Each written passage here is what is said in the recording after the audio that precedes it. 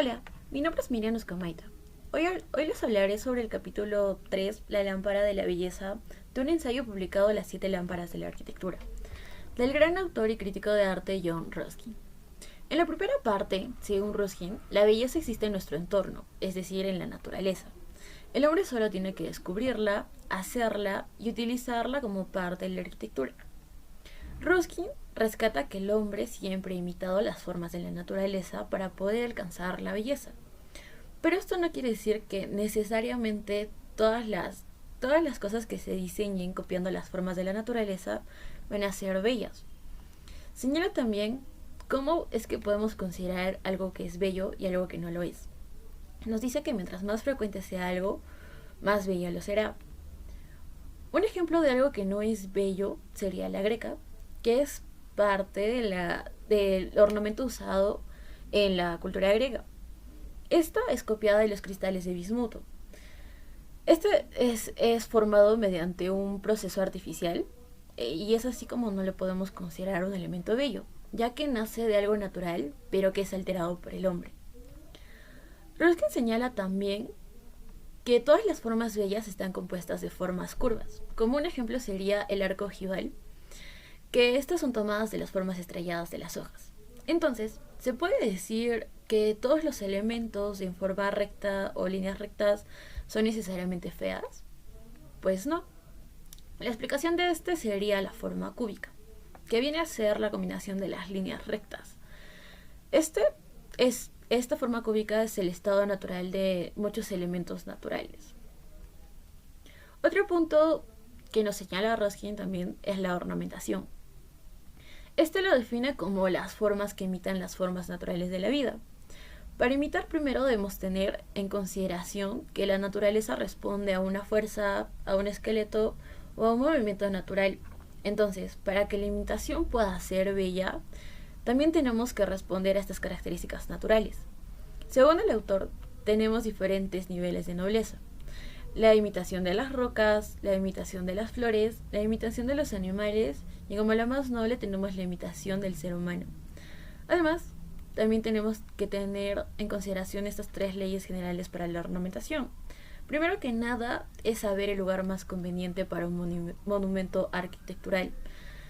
En sí es el lugar más conveniente para la ornamentación. Se debe considerar solo los ambientes destinados al reposo. Ruskin nos dice que solo ahí los elementos ornamentales van a ser útiles. También nos dice que donde el reposo está prohibido, también lo está la belleza. La segunda condición es saber cuál es el modo natural de tratamiento que debe tener el ornamento arquitectural. Tenemos lo que es en este punto tenemos la proporción y la abstracción, que son los dos caracteres fundamentales del dibujo arquitectural. Nos dice que la proporción es la base de la composición para la armonía de un entorno. Este debe ser el equilibrio de la exposición de las formas. También nos dice que es infinita en cualquiera de estos órdenes, que viene a ser el color, la sombra, la luz y la forma. Nos dice que no puede haber proporción entre cosas que no son iguales, sino habría simetría. En la proporción, una parte de la composición siempre debe ser más grande que el resto o en cierto modo dominar al resto. En cuanto a la abstracción, de forma imitada, explica que todo arte abstracto en su origen nos distrae de la totalidad del conjunto.